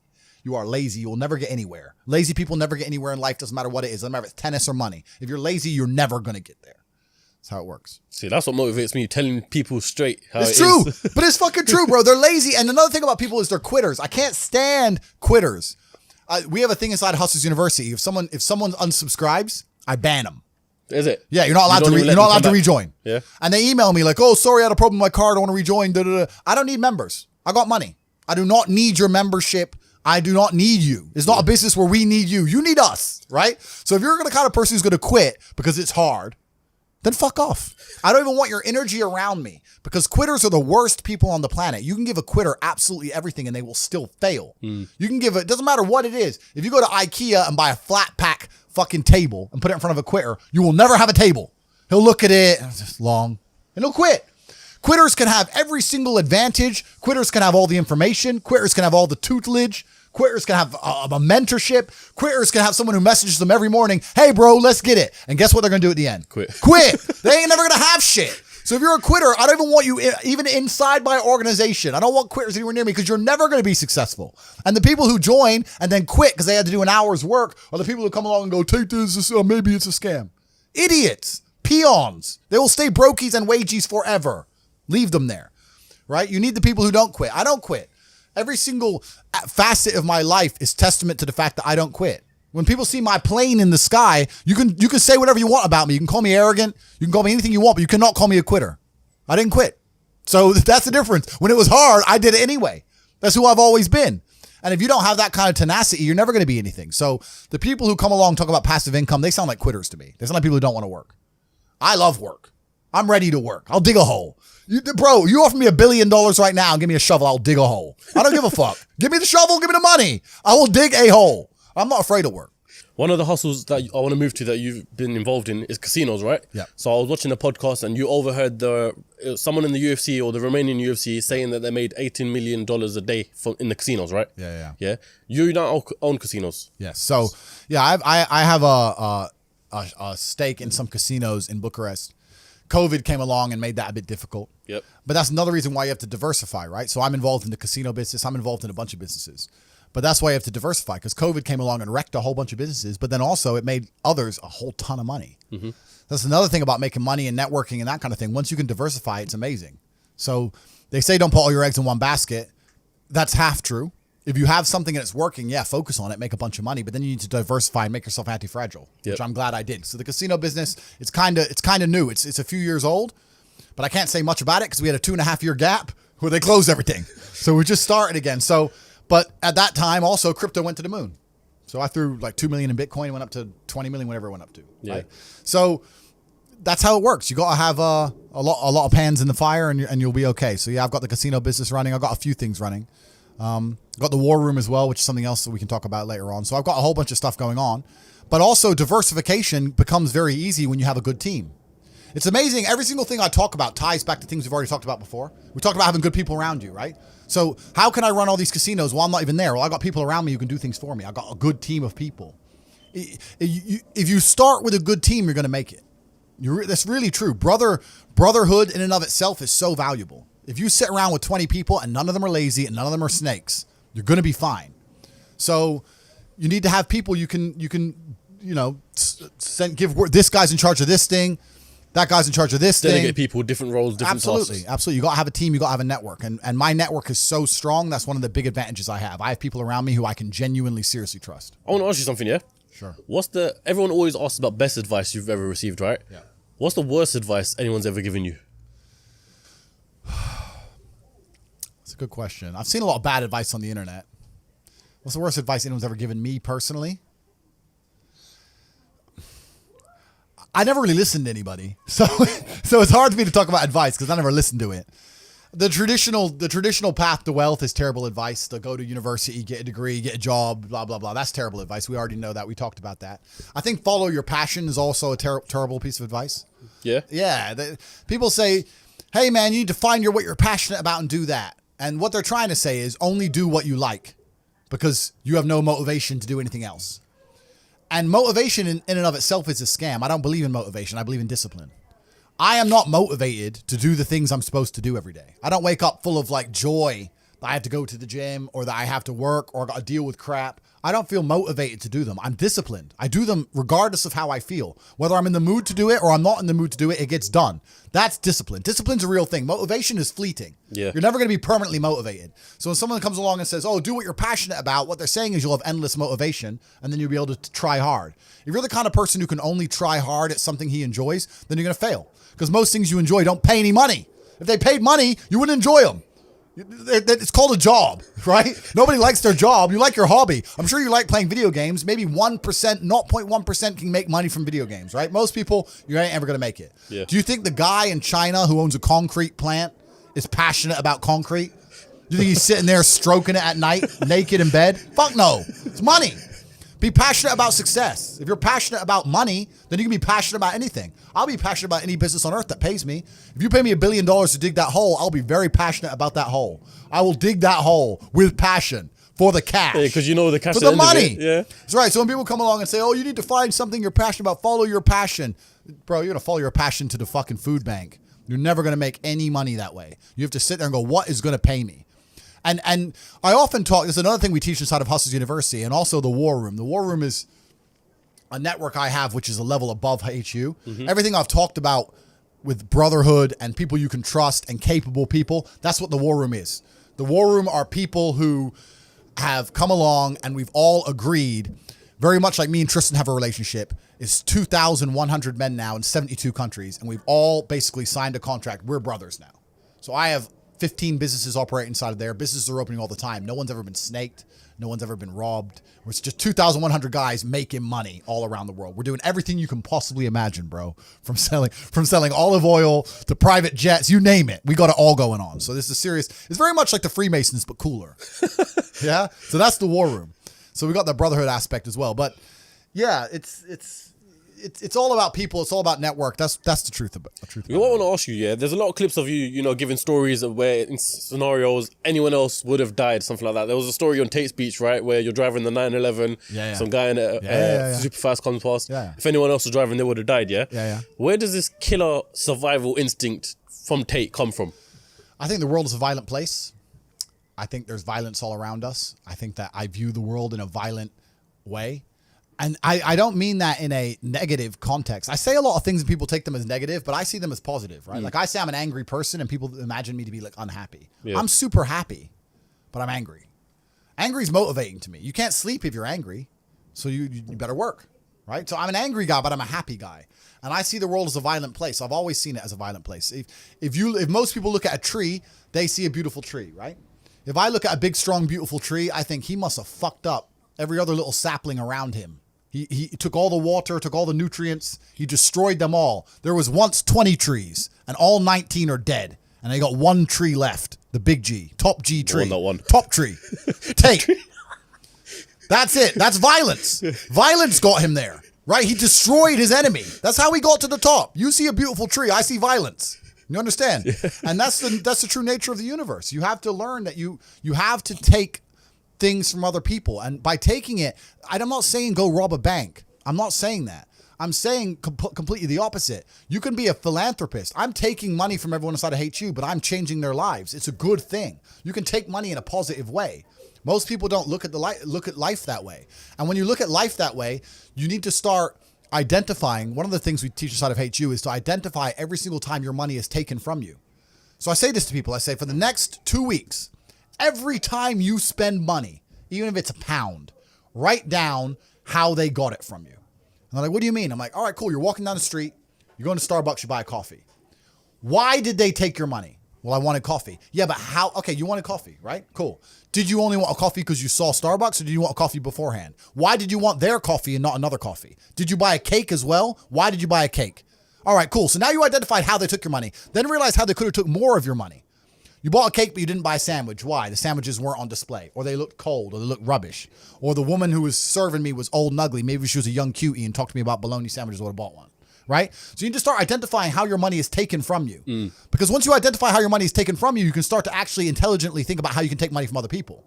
If I had to open a coffee shop, if I sit in a coffee shop, right? If I sit in Starbucks, the whole time I'm in there, not only am I thinking about how they got the money from me and how much I spent, I'm thinking about how I could outcompete them.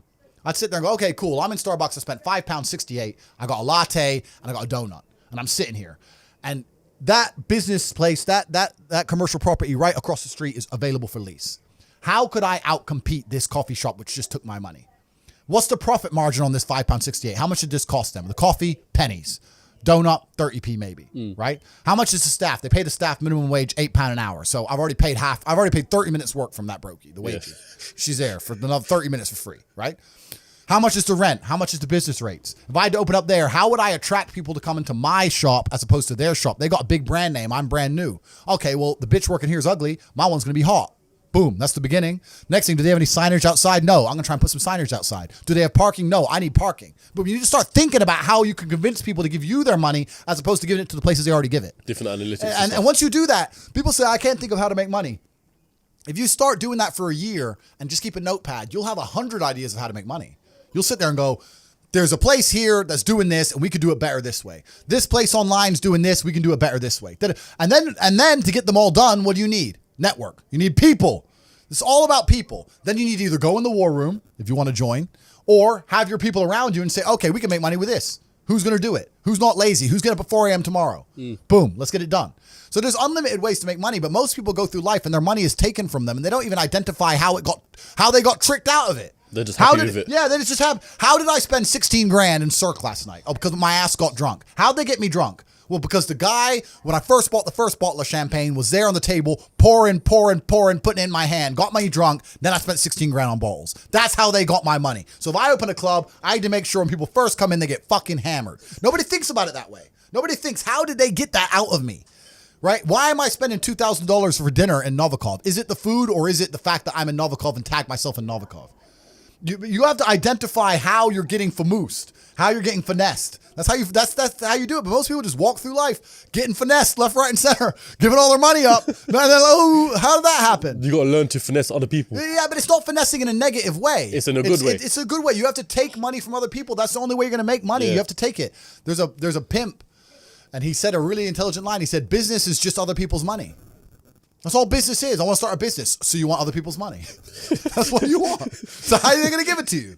You have to think about it. Nobody thinks about it. And the easiest way to think about it is to think how you're giving yours away. That's a mental model you should adopt. Yeah. And you'll end up with loads of business ideas. Business ideas are everywhere. It's just execution, which is difficult. You know what? Going back to what we said earlier about the survival instinct here, at the end of the day, the way I see it is, and this relates to Islam as well, yeah? I'm a Muslim. Yeah. At the end of the day, when day of judgment comes and all that stuff, it's every man for themselves, essentially, right? Yeah. Am I right in saying that? Yeah, every man for themselves, and that's where that comes through. So you're prepared for that. Yeah. And I saw in clips as well that you've got understanding and sort of respect for Islam.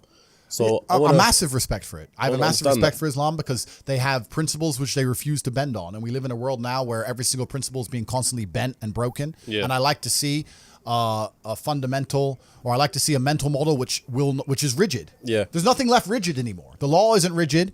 Christianity isn't rigid. Like the only thing you can sit there and say they will not bend or they will not break is Islam. So I have absolute respect for them because it's just a masculine imperative. It's just a masculine mindset to have. And as a man, I respect people who say what they mean what they say. Those are the rules. Oh, you don't like it? Tough. And besides Islam, there's not much of that left in the world now. Yeah. Now everything's just bending and breaking and they're just making it up. Yeah. Like I think Christianity is a joke. I think it's a joke of a religion. If someone were to ask me my religion, I would have to say, if I was to find God, it would have to be via Islam, because how am I going to go to a Christian church when they got gay pastors and shit? The Bible says no, and you're just ignoring it. What is this? It's not even a thing. Like, to me, it's a joke of a religion now. I think it's a joke.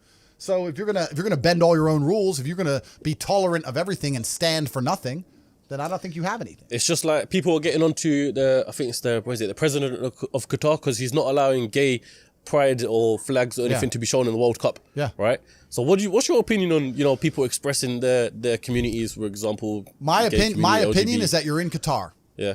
So no, but I'm talking about in general though. Yeah. In general. People expressing their happiness for gay pride and stuff like that. The problem is, and I don't want to come across as homophobic, and I want to get this video taken down either, but the problem is that a lot of these things are not what people think they are. There are people who think so surface level. The people inside the Matrix think surface level. They sit there and think, this is only about accepting what gay people want to do. I don't care what gay people want to do. I'm not homophobic. I don't give a shit what you want to do. It's not about that. What's actually happening is that the New World Order and people who are in charge of the world are using certain agendas to enforce. They're using them as a disguise to enforce hidden things. You understand? It's like the Green New Deal. They come along and say, global warming, global warming, global warming. They pretend it's about the planet, but really it's about just raising taxes to the sky, locking you in your house and taking your car away. They don't give a shit about the planet. It's a disguise. So the people who are in charge of the world are using certain agendas, which they don't want you to argue against, to sneak in a bunch of other legislation and a bunch of other rules. And the whole pro-gay acceptance thing is exactly the same. It's nothing to do with gays. The people who are in charge of the world don't care about anyone but themselves. They don't care about you, whether you're gay or straight. They're not interested. What they're interested in doing is controlling the minds of people and affecting the way people operate in a way which is beneficial to them. I don't want to get too political on this podcast and say what they're really doing because the video will get taken down. But anyone who has a brain, who wants to go and find out, you will find out that all this green agenda they're pushing has nothing to do with the environment. All this gay stuff they're pushing has nothing to do with gay people. It's all to do with control. The people who are in charge of the world want more control. If they gave a shit about global warming and rising sea levels, why does every single multimillionaire and billionaire buy a house on the beach? It's the first place they buy their mansion. I thought we're all going to drown next year. Bollocks, bro. It's a lie. It's all a lie. They don't care. But by saying that, now there's carbon credits, carbon limits. You can't drive your car past 8 p.m. because of the environment. You can't eat meat anymore because of the environment. Stay home, eat the bugs, be a slave, be a slave, be a slave. Every single government in the world is interested in control. That's all they've ever wanted. That's all they ever want more of. Governments want control. They want to control their populace. They think of us as sheep. We're cattle to them. They want us to comply. They don't want our individuality. They don't want us to think for ourselves. They want us to just sit there and obey like robots. So every single one of them is slowly inching, day by day, pushing the limits, taking as much control as they can from the people to the people who revolt. And if they do it slowly and incrementally, they get away with a lot. And that's what they're doing. And they're all inching towards communism, which is what they want at the end, because communism is the governmental system that allows us the most control over the world. People sit there and go, oh no, the governments don't want communism. The governments want free enterprise because governments want money and governments want you, everyone to be rich and they want people to be wealthy. This is beyond money. The people in charge of the world print the money. They don't care about money. They don't care about economies. They don't care about taxes. All these things are brokey considerations. When you print the money, do you think you give a shit if the economy is good or bad? You print the money. You don't care. What you care about is when you click your fingers, do people obey you? That's what they want. They want power. Power, yeah. That's what it's really about. The whole world is about power. So when someone comes on TV and tells me I'm supposed to believe something, you need to believe this about the planet. You need to believe this about the gays. You need to believe this about this virus. You need to believe this. I sit there and I look at it and go, why do you want me to believe this? Do you think, Why? It's a lot.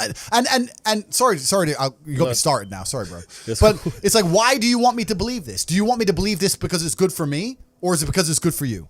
Are the rules made for the benefit of me, or are they made for the benefit of the people who make the rules?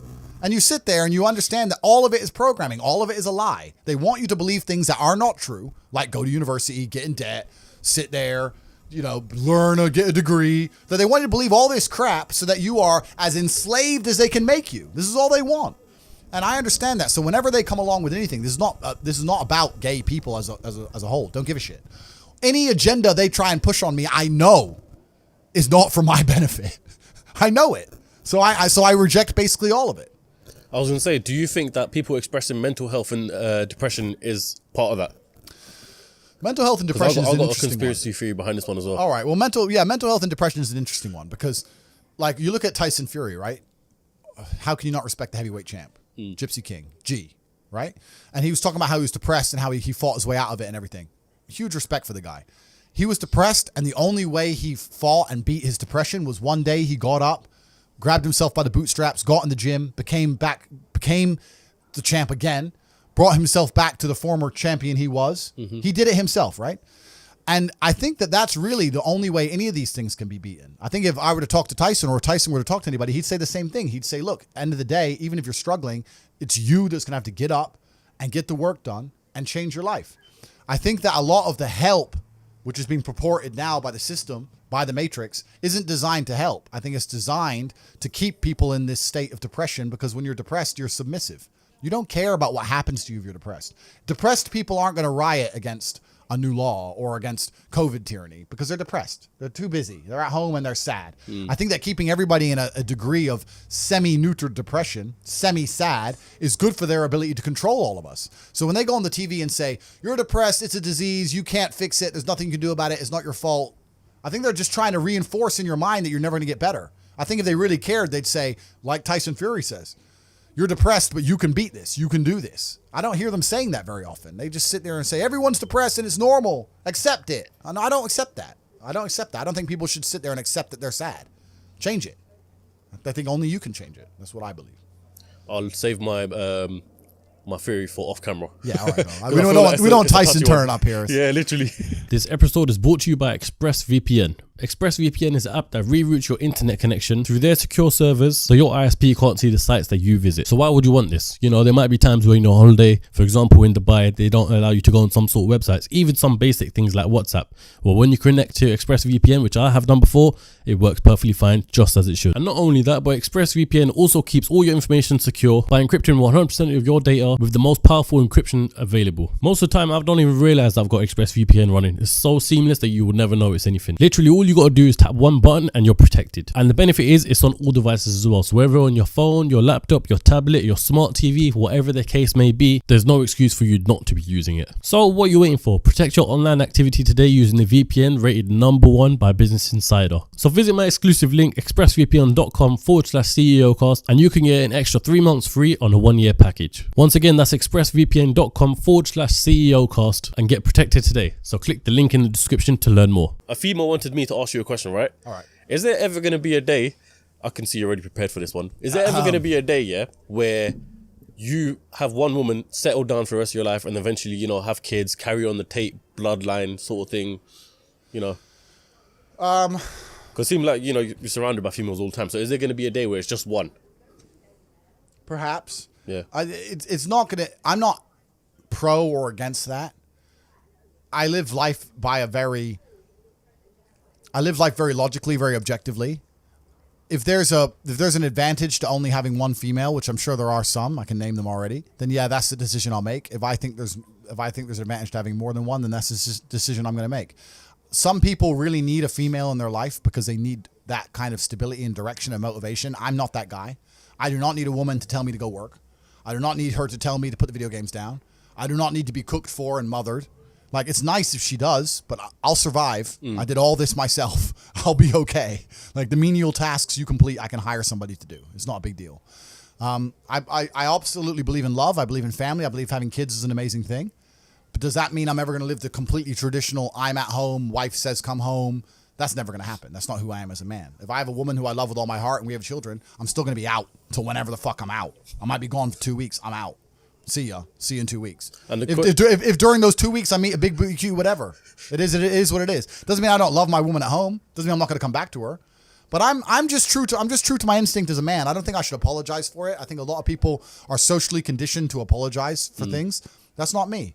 Society says I should do X. Well, society says I should do a bunch of dumb shit. Everything society tells me to do is wrong.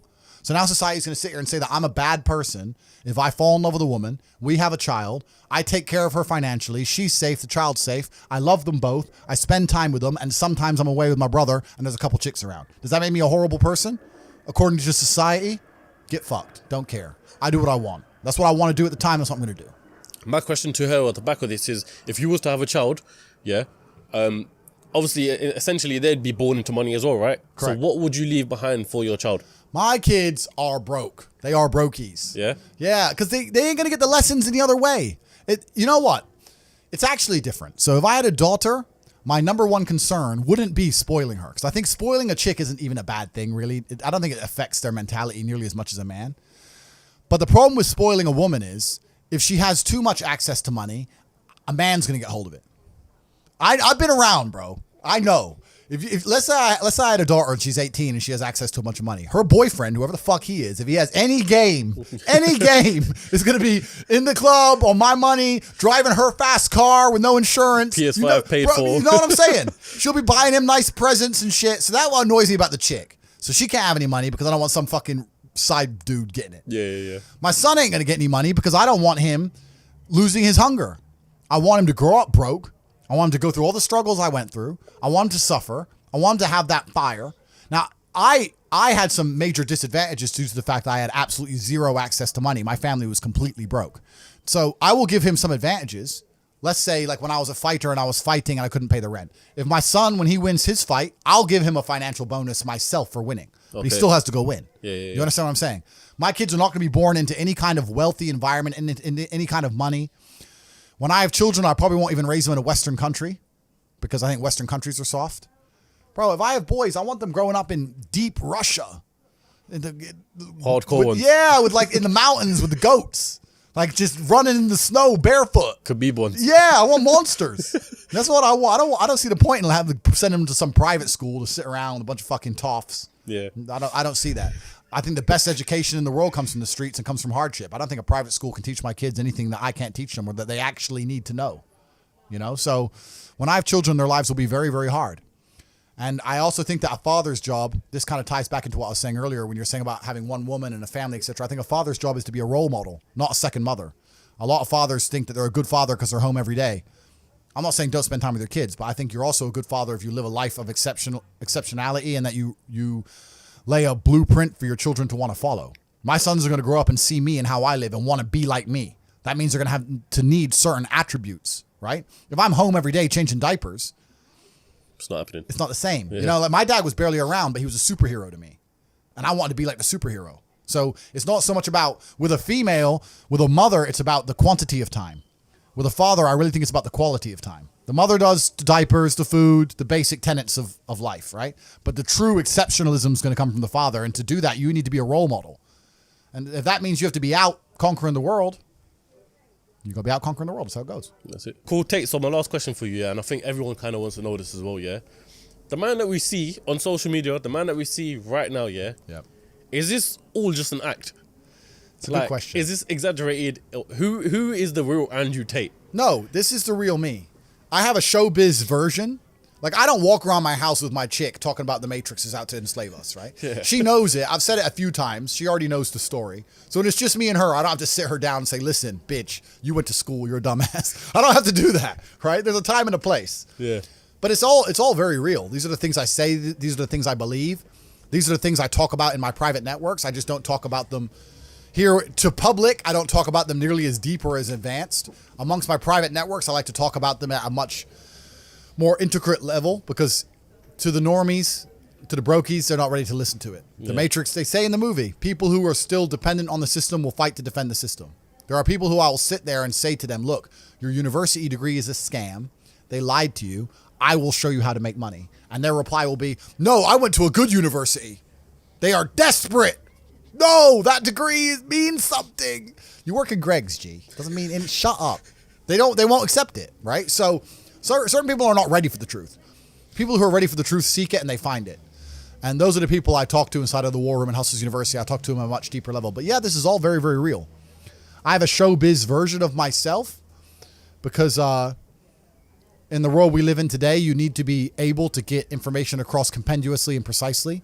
No one has an attention span. So I'm very good at talking quickly and talking quickly without mistakes and getting my points across and using analogies. I'm very good with analogies. This is all, I wouldn't say it's rehearsed, but it's very conscious because I have a lot to say, right? I can't sit here and go, money, because no one's going to watch it. Yeah. Right? So people will probably look at me and think it's fake. It's not fake. It's just a matter of me understanding how things need to be done. And as a professional, I do things as a professional. I'm on a podcast, so I'm going to be professional. I'm going to get as much information across as possible. And my mind works quicker than my mouth. I'm lucky. I'm smart. So that's how it goes. Tate, I want to appreciate you very much for your time. Thank you. There's always that fear when you have a podcast like this that, you know, the guests are going to back out last minute. Yeah. So I want to really appreciate the fact that you're here and that you've given plenty of time. And before we end up, can't let you go empty-handed. So I've got a few things. Obviously, Sunama. It's Christmas. Christmas come early. Sunama has sponsored this video. So we've kindly got the main man. Do you want to give it or? You must, yeah, we kindly got the main man to give you some perfumes. Amazing. So on this side here. Because you know what? I wasn't getting any girls in my life. And I was thinking, what's going on? Maybe I don't smell good. Yeah. Maybe I don't smell good enough.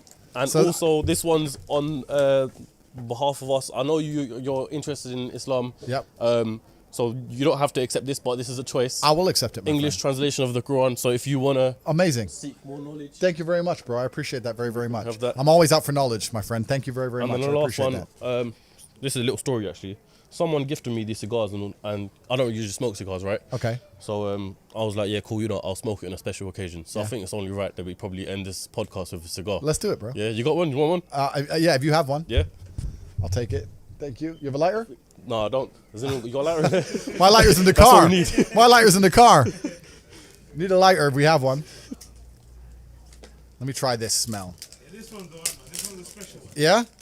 Because I'm going to... Thanks, I tell you, I need you to do me a favor. Sure. Wear it and say only top G's wear this. All right. I got you. I'll make something happen. I'll get the shear on. I'll put the thing and I'll spray it. No, I got it. All right, me and Tate are going to smoke the cigars now. So I hope you all enjoyed the episode. Listen, we need 20,000 likes and share this to people that you want to share it with. Because I reckon this podcast might get taken down soon. So we need everyone to see this podcast. Tate, appreciate your time. Yeah, thank you. And I'll just do a little final bit before I put this on and take all the bitches, put them all on the jet. Yeah, like truthfully, I just want to, the last thing I'm going to say and the reason I do these podcasts is I actually think the world is quite a bleak place Yeah. for men nowadays. I think that the societal path they've laid out for most men is a sad one. I think that all men like the idea of conquest and like the idea of being high status and being rich. And they're telling you that you shouldn't be those things and you shouldn't do those things. You should just go to school, get a wife, sit at home, happy wife, happy life. And it's depressing and it's unhappy. And I promise everyone that there is a degree of happiness, but as a man, that happiness comes from freedom. And freedom does require money at some level. And you're going to have to get out there and get paid if you want to be free as an individual. And once you're free, you're going to be happy. So Yeah. if you resonate with any of the things I said, please don't DM me on Instagram. I get 5,000 DMs an hour. I can't read them. Like, I'm trying to find the pussy. Bro, I go in there. I go in the message requests. I'm scroll, chick. Okay, accept. Delete. I don't have time to read all that shit, yeah. right? But if you're going to join Hustlers University, you can begin to make some money. And if you're actually serious about brotherhood, about working with people, about networking, about understanding how the world really works, if you already have a little bit of money or you're starting to make money and you want to find a way to attribute that towards your freedom, then that's what the War Room's all about. And we'll see you inside of there. So I'm very accessible as a person. You can find your way to me inside of the networks, but don't DM my Insta because I'm not going to be able to see it. That's how it works. Fair enough. All right, everyone, I hope you all enjoyed the episode. Tate, once again, thank you very, very Thank much. you. Sweet. We need some clapping. Come on, people. Come on, what's that about? That's it. Lovely. Good one. Awesome, bro. Yeah. Awesome.